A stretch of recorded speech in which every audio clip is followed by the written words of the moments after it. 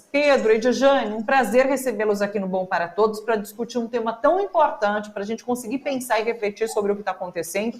E eu queria já começar com uma pergunta para a Edjane, para que ela explique para a gente sobre essa Operação Escudo. Tem sido chamada pela sociedade, pelas famílias, de uma operação de vingança.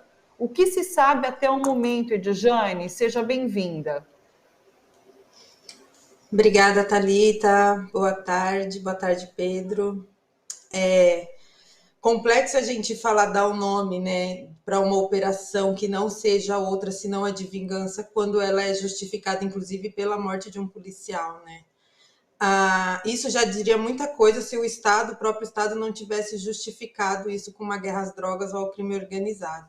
A gente sabe que tem um viés vingativo, Thalita, sobretudo quem mora dentro das comunidades, né? Quem mora dentro das periferias, dentro das comunidades, sabe que quando a morte de um agente de segurança, né, quando a morte de um policial, ela acontece dentro desses territórios, a represália policial, ela é efetiva.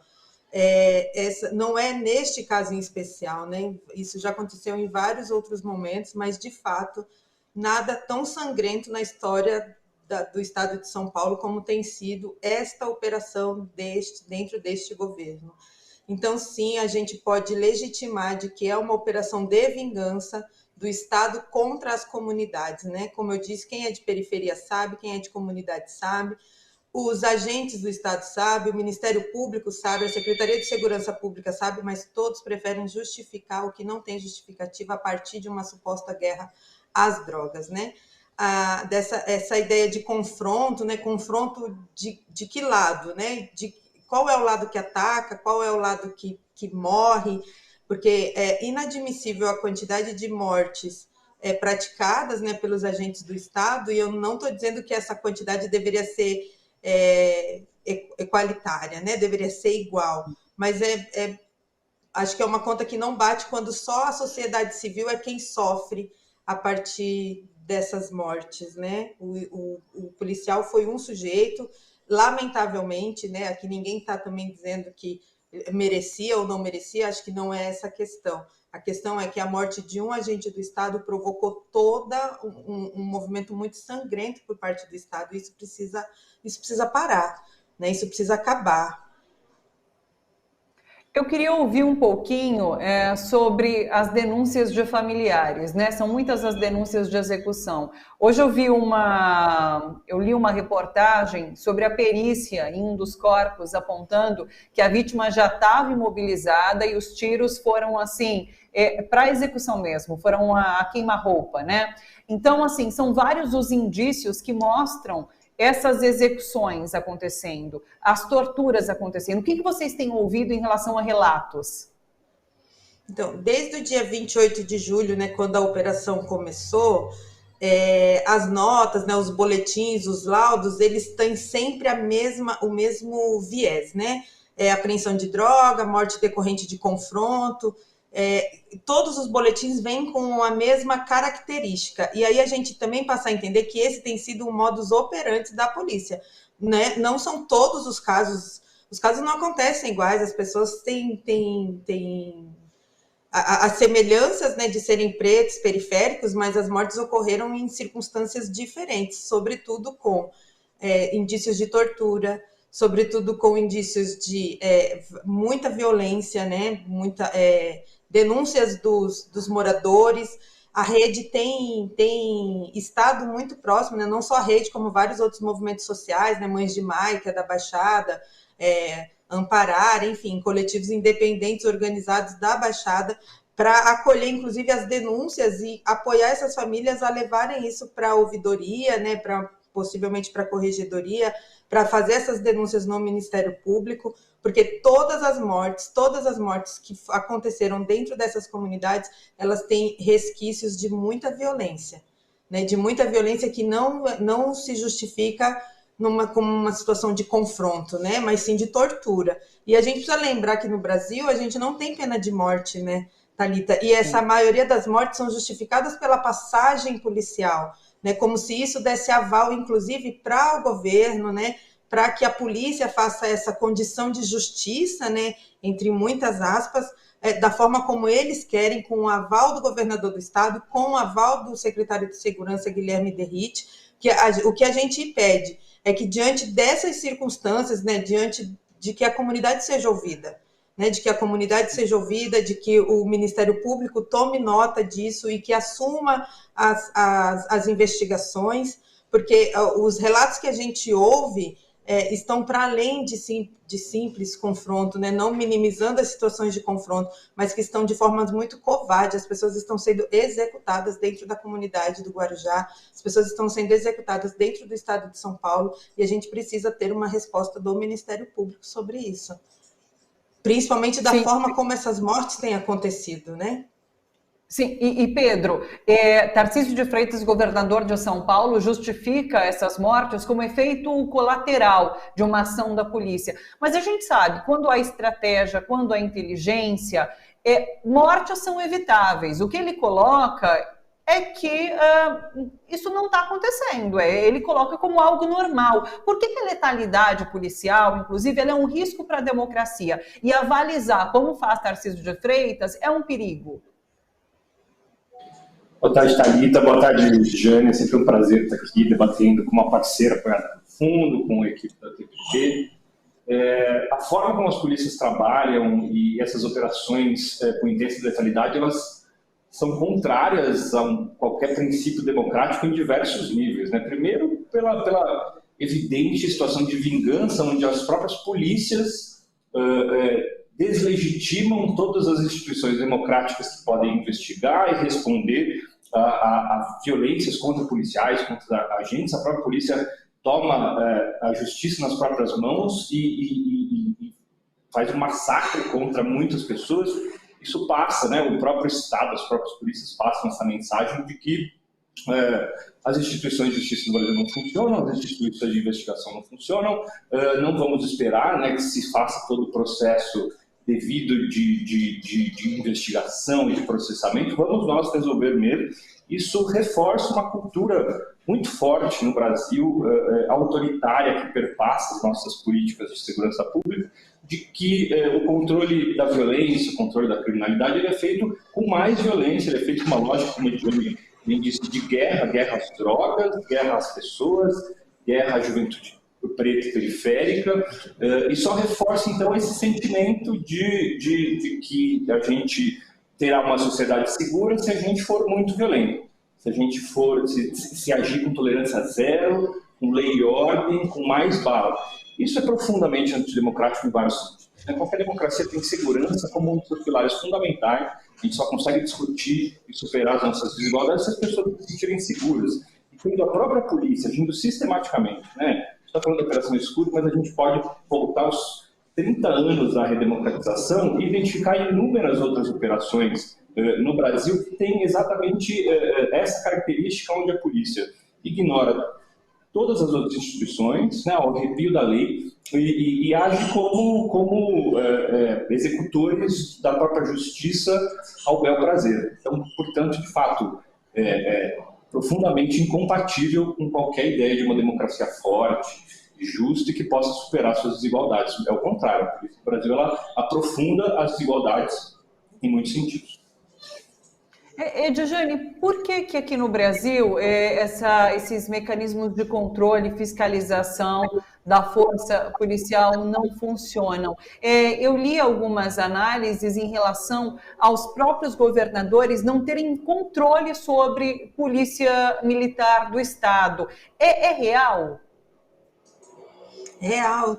Thalita, acho que não é nem que não funcione, né? Eu acho que funciona de acordo com os interesses de quem ocupa esses espaços nesse momento, né? Porque a ESP, por exemplo, né? A gente tenta tensionar já há bastante tempo a introdução do GAESP, né? A introdução da fiscalização, né, externa das ações desses policiais militares, mas a gente está sempre dependendo de quem está lá, né, no comando, para que essas ações sejam efetivas de acordo com os nossos interesses, enquanto movimento social, não enquanto rede, mas enquanto movimento social. Quando a gente legitima, apresenta dados, apresenta números, que é isso que os movimentos sociais fazem, de forma também quantitativa, né? A gente está na rua, a gente está nas comunidades, a gente está com as mães, sobretudo, né, com as mães, seja de pessoas que estão dentro do sistema carcerário, seja com pessoas que foram executadas por esse Estado, e a gente apresenta dados. Então, a gente apresenta isso de forma científica também, né, para além da luta que a gente trava nas ruas. E o que o Estado faz com isso?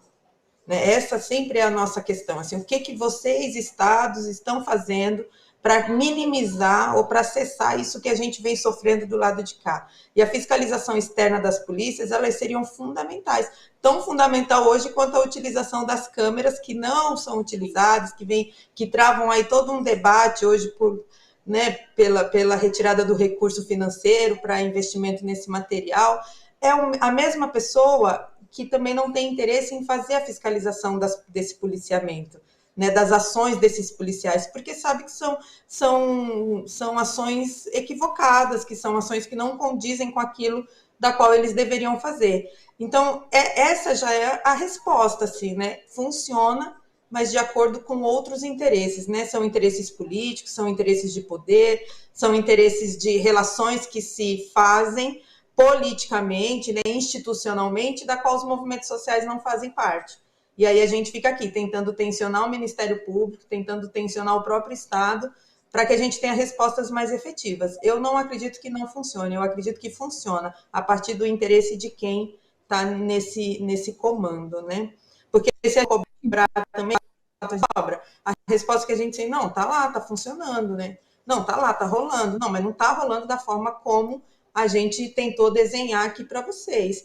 A população preta, sobretudo os jovens periféricos, está morrendo na mão dos agentes da polícia. E a gente precisa de respostas sobre isso, ou a gente precisa que o Estado pare de fazer isso, né? E a gente só vai conseguir tensionar isso quando a gente tiver, de fato, uma fiscalização externa que funcione às nossas necessidades e não às necessidades políticas. Sim.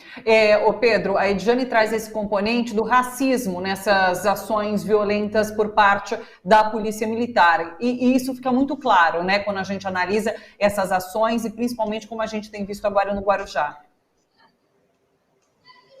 Perspectiva, né? Se olhar o jornal, se olhar os dados, o Anuário Brasileiro de Segurança Pública, por exemplo, recentemente divulgou os dados. Primeiro que o número é um número absurdo, né? 6.500 mortes cometidas por policiais, das quais mais de 80% são de pessoas pretas, ou seja, é evidente, né, o quanto essas pessoas elas são o alvo dessas operações e essas pessoas, e por serem essas pessoas, o sistema de justiça como um todo não se mobiliza para investigar, para punir, para resolver o problema. Então, a letalidade das polícias é absolutamente estruturada, marcada pelo racismo no Brasil. Pedro, eu queria que você aproveitasse e falasse um pouquinho sobre como o Fundo Brasil apoia essas organizações que lutam por justiça criminal e o que tem sido oferecido nesse momento, inclusive. Legal. O Fundo Brasil sempre, desde a sua fundação, apoiou organizações cuja missão é combater a violência institucional no Brasil, né? A gente vem apoiando isso há bastante tempo. E ao longo dos últimos anos a gente vem lançando, desenvolvendo alguns editais especificamente voltados para essa questão da justiça criminal, onde a gente inclui polícias, as organizações da justiça criminal. O que é importante dizer que são tão responsáveis quanto a própria polícia, né? O Ministério Público que não controla, que não investiga, o Judiciário que arquiva os casos, eles são tão responsáveis por essas mortes quanto as próprias polícias que estão lá exterminando pessoas, né? Então a gente tem esses editais cujo objetivo é fortalecer organizações que estão na linha de frente desse trabalho, combatendo com as mais diversas estratégias, as mais diversas formas, formando redes, atendendo a familiares, produzindo dados, o que é muito importante no campo da segurança pública e justiça criminal no Brasil, né? A gente tem um campo absolutamente pouco transparente, de propósito, como o Edjane falou, ele é um campo completamente instrumentalizado por razões políticas e econômicas. Então, esses editais, eles querem fortalecer essas organizações para que elas consigam participar desse debate sobre segurança pública e justiça criminal tão pouco aberto para a participação da sociedade civil e, por isso mesmo, tão pouco transparente, tão violento. O Fundo lança, a partir dos seus sites, redes sociais, editais. Nós temos um edital agora, aberto nesse momento, chamado Direitos Humanos e Justiça Criminal. Convido a todos darem uma olhada no nosso site, divulgarem para as organizações que acharem interessantes.